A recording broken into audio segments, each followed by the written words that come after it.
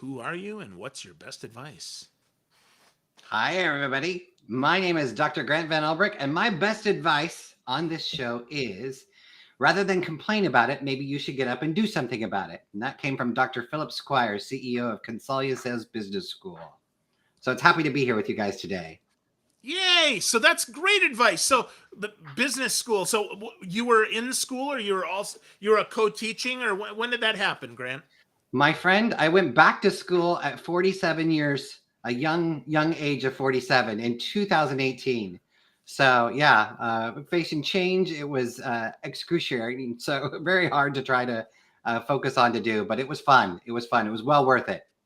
Awesome. And do you use that advice every day? Do you change things, or do you just complain That's about it? exactly what I do. I have a global career in sales, but I'm frantically moving over into change management and change leadership.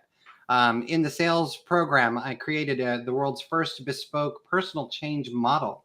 So if you think of change and organizational change, there's tons of models in the world for companies to use on people. But in the university, I actually raised my hand to my professors. I said, "Where's the model for the individual?"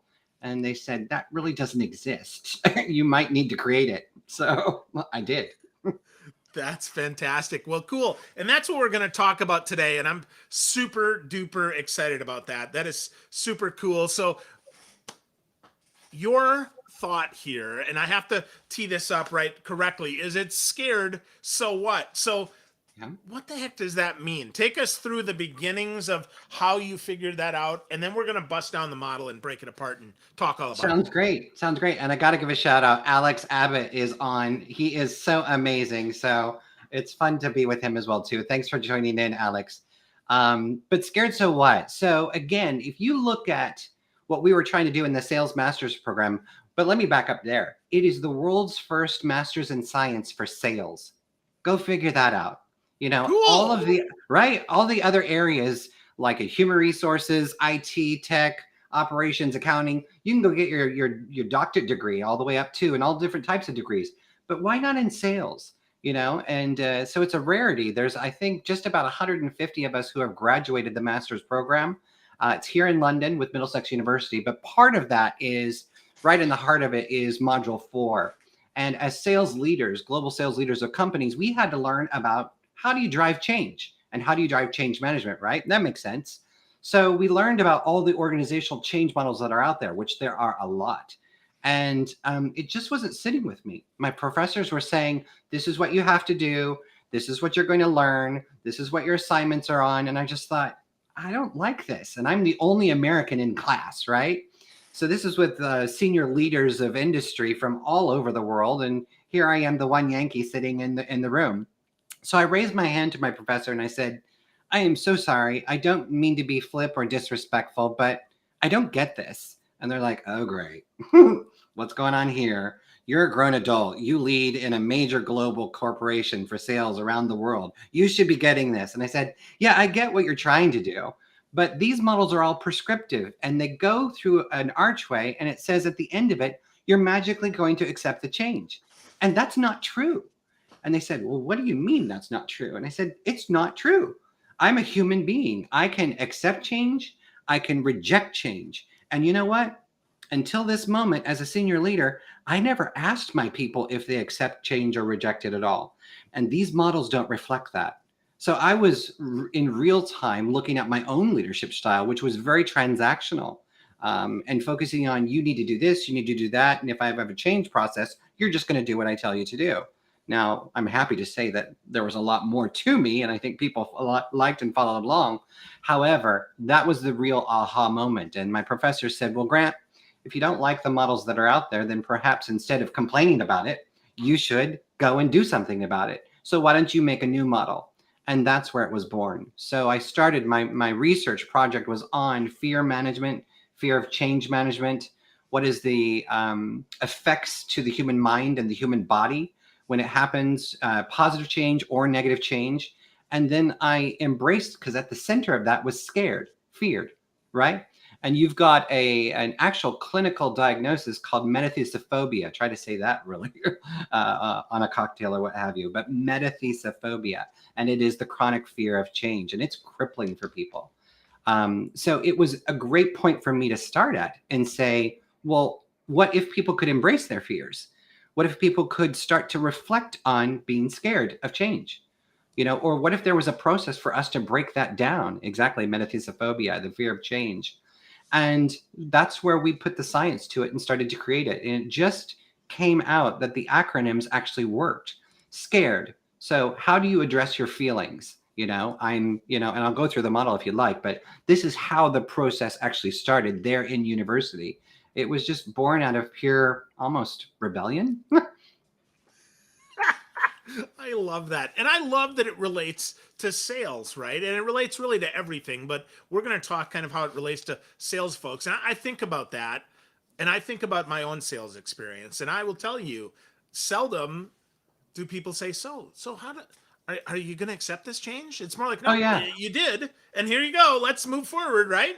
Yeah, it was more like in leadership, it's you just get on with it, just do it. And that happens every day in our lives. And you think back to yourself, Phil, and to your audience listening in, have you ever been taught how to manage personal change for yourself? Not a chance. And isn't that funny? Something that happens to every one of us on the planet every day of our lives, we don't know how to manage that. And we haven't even thought about that. But yet we have an abundance of models to be used in the organization to guide us and tell us exactly where we're supposed to go.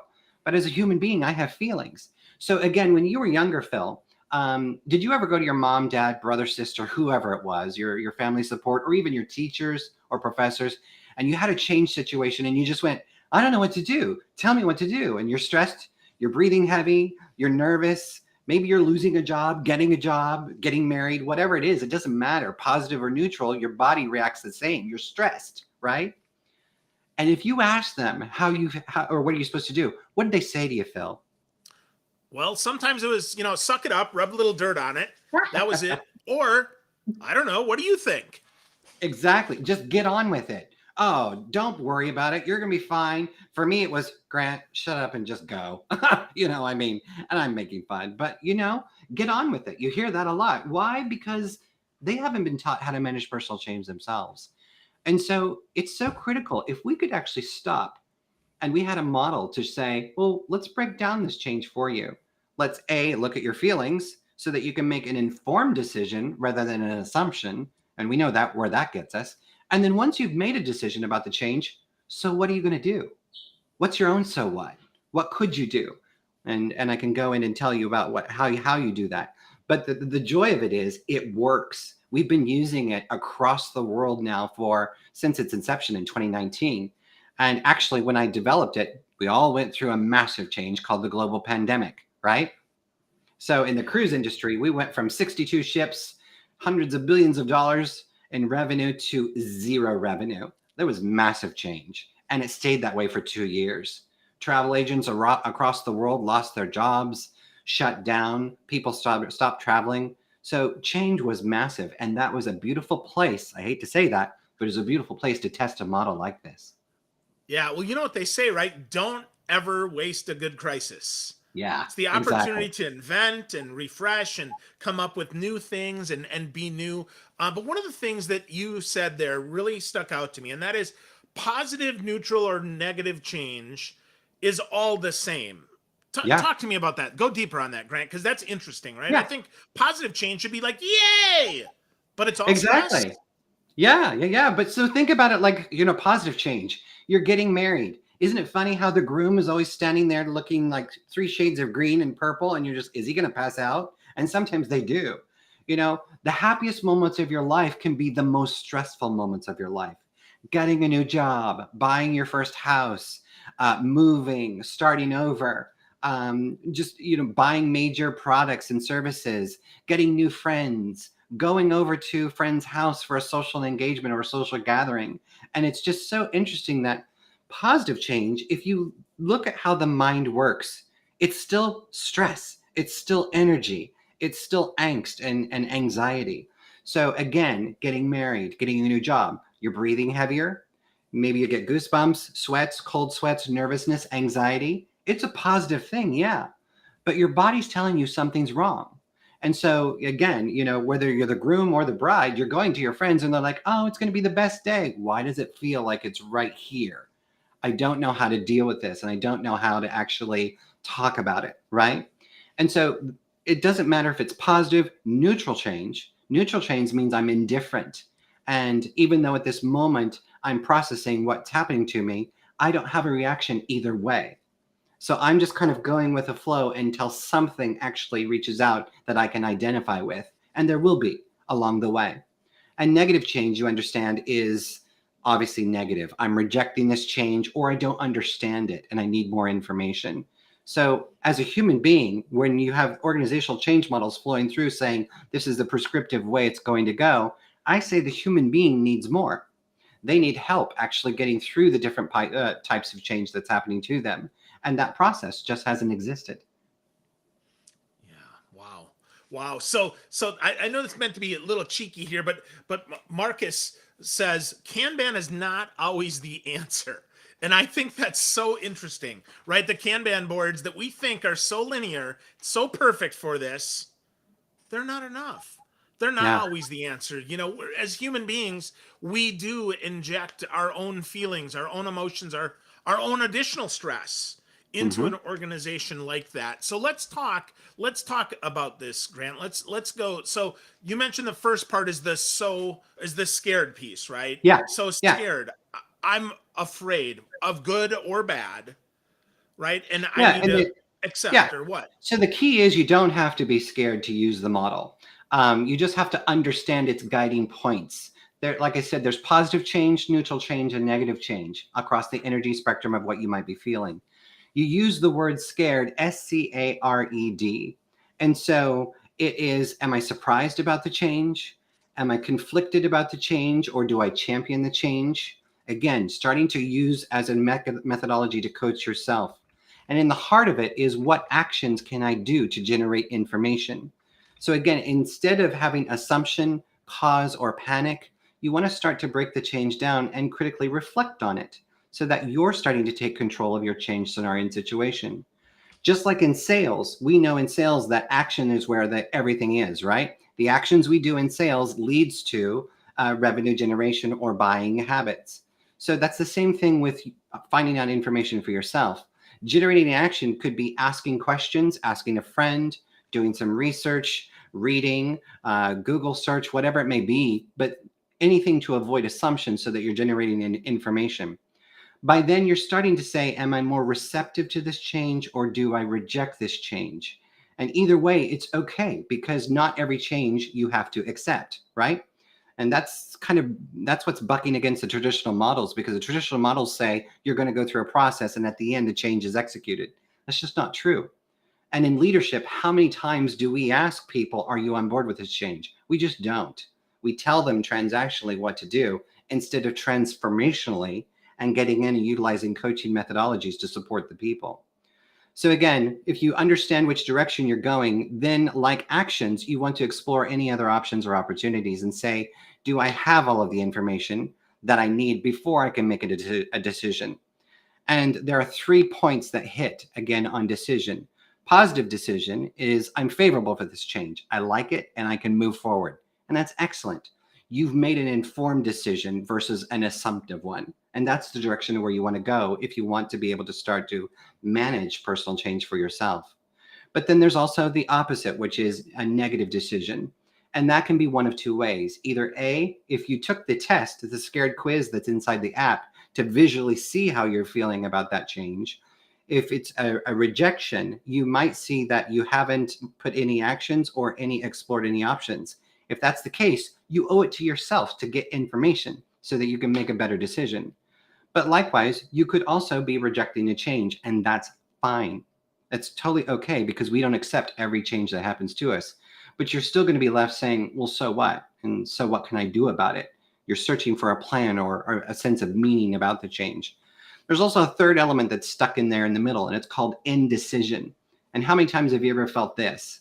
Hey, Phil, I just don't know what to do. Can't you just tell me what to do? I'm stuck. I have no idea what to do with this situation. That's called indecision. And it means you're missing information that will help you to make a better decision. And so that is the scared process. looking at your feelings. Now, it's not a linear model. It can't be a linear model because, as you just said, we don't think and we don't learn in that way. So it's designed to be flexible. It goes up and down across energy spectrums, and you are in control over your model journey. So again, I didn't want to make something out of science that follows traditional org change. This is individual change, the way individuals, people think and work. From there, you're going into what is your so what? And so what is your strategy? What are your options? Actually taking the time to critically think, what are they? How are you going to execute this change? Do you have a way forward? Then you pause and say, do I have hope or do I know how I'm going to execute this change? And why hope? People say, well, why is hope in there? Well, hope is a motivator. If you don't have a personal motivation or any emphasis behind what you're doing, it's going to go nowhere. But if you do feel a sense of hope, then great. How are you going to execute the change? What actions will you take? And finally, what will you do to take ownership? What milestones will you do? Is it emailing somebody? Is it visiting with somebody? Or is it simply congratulating yourself that you did it? You executed your change in the way you want. And so that's the scared so what process of managing personal change. Yeah. Wow. Definitely have never learned that before reading your book. Definitely have never heard of that. And yet, as you say it, it just makes a lot of sense. I mean, there's so much there that we can break down. Which one of those and you're probably going to tell me it's individual, but which one of those have you found in your research or your work that is the hardest one that people don't do the most? Actually, it's really interesting because people are individual. Individualistic, I should say. We surveyed over 1,180 people across Europe, Middle East, and Africa on their use of the model and also their feelings and suggestions for the model. And some really insightful information came from the interviews. About 50% of them said, I'm not worried about the so what. I want to understand how I feel about change. And I like that because it gives me clarity of thought. I like the fact that I can make an informed decision versus an assumptive one. So that was very insightful for them. But likewise, the other side of the spectrum, again, almost 50-50 straight up. They said, I don't care about feelings. I want to know what I'm supposed to do and how I'm supposed to do it. And I thought, okay, well, that makes sense. I just want to get on with it because that's what I've been programmed and that's what I've been told to do with life. Just get on with it. How do I do that? So then we asked them, we said, but do you think both of them should be used? And are both models helpful, which creates one model together? 96% came back and said, yes, you must use both together to get the full benefit of managing personal change. And then another 98% came back and said, you can use this for coaching and leadership. And actually, you should. So leadership, managers, supervisors, coaches, human resource professionals, they should get behind to understand so that they can coach, guide, and support their teams in managing personal change at work. And it's Well, for funny you sure. said sales. Sorry, you were going to say? No, go. It's funny you were saying sales. This was born in my sales master's program and continued throughout my master or throughout the doctorate as well too. And people say, what about salespeople? Salespeople are superstars. They're rock stars. They're a different breed. And I say, yeah, that's true. But what's behind them? Oh, surprise, a human being. And they feel. So imagine the salesperson and their unique role. They are stuck uniquely square in between the business and the B2B customers and B2C customers. They're ping-ponged back and forth between the pressures of the business. We want these KPIs. We want these quota from you. We want these revenue results from you. At no cost, go get it.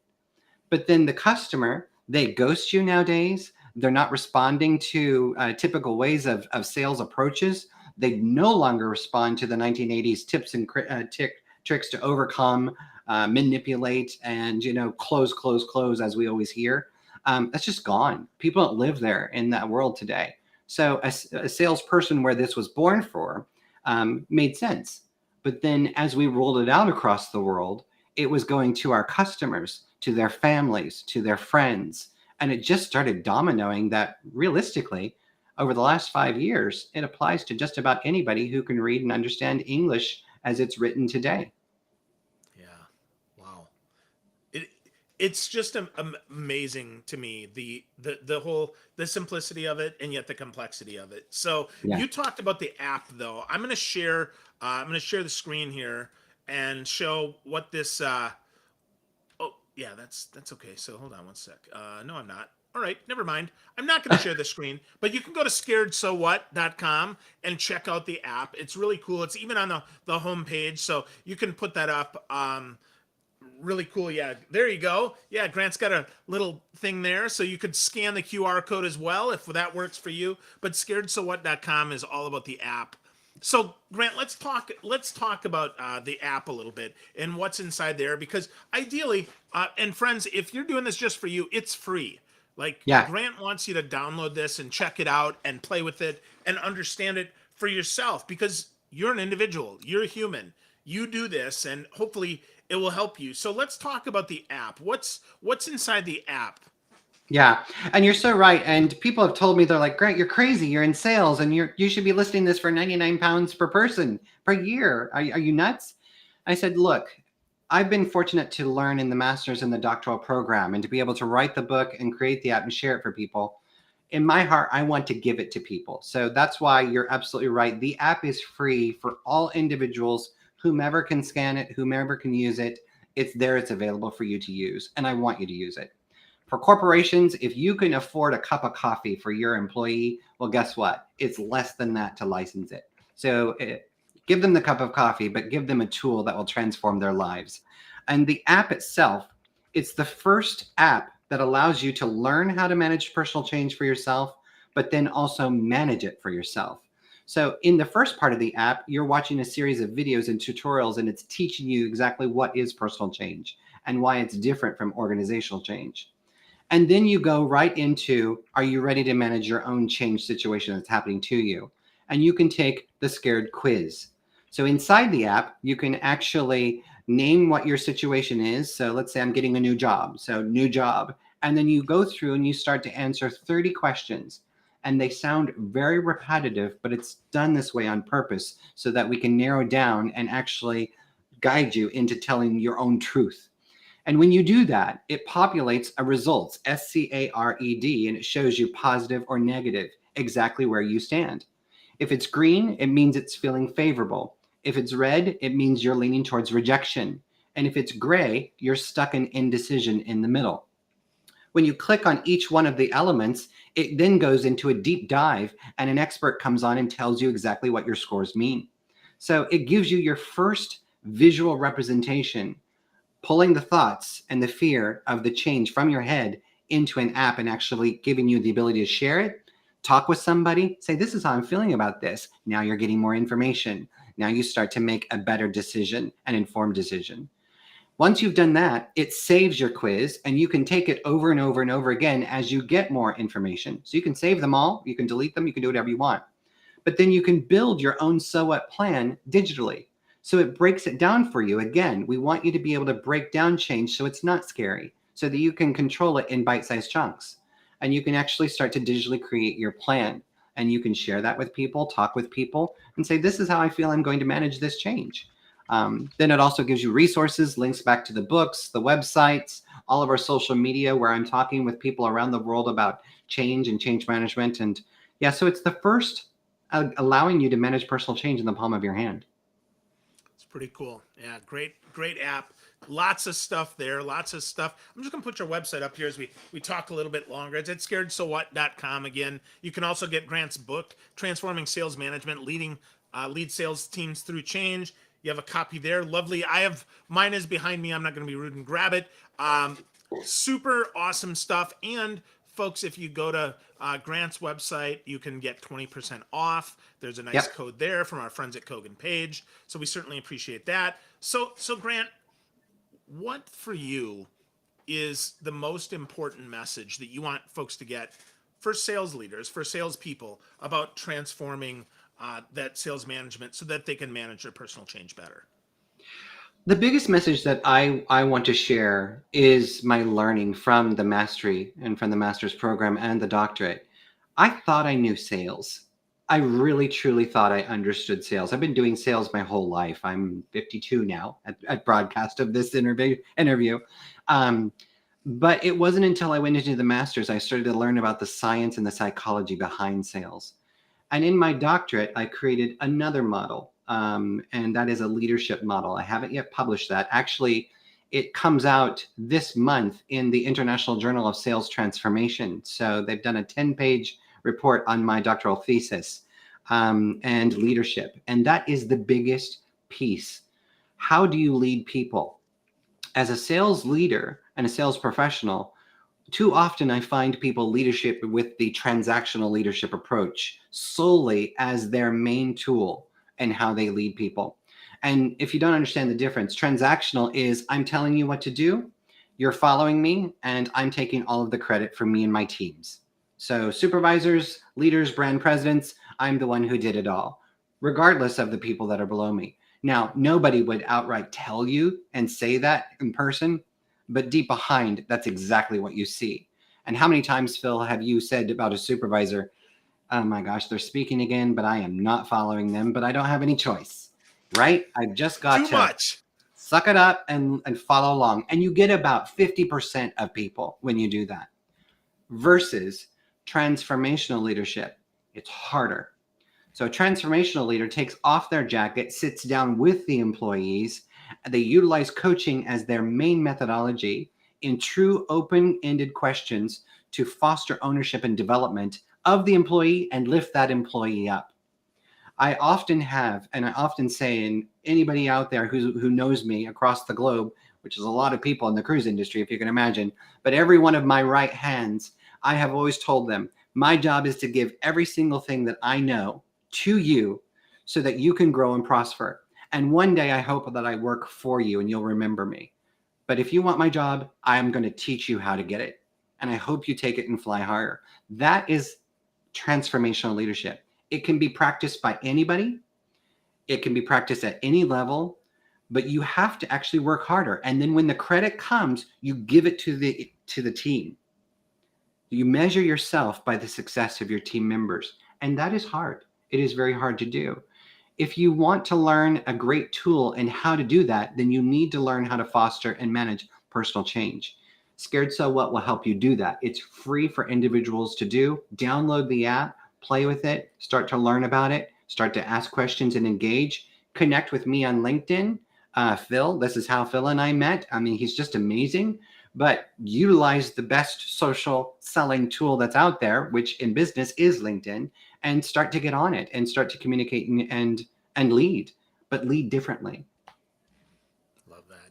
Great suggestion. So friends, if you've been listening and you're like, ooh, I got to get more, I encourage you, go to scaredsowhat.com, get a copy of Grant's book, Transforming Sales Management, Lead Sales Teams Through Change, download the app, and stay tuned because we're going to talk again about the leadership piece and how sales leadership can change as well. So, Grant, thanks for part 1. I can't wait to have part 2 with you soon. Sounds great. Take care, Phil. I appreciate you. You too.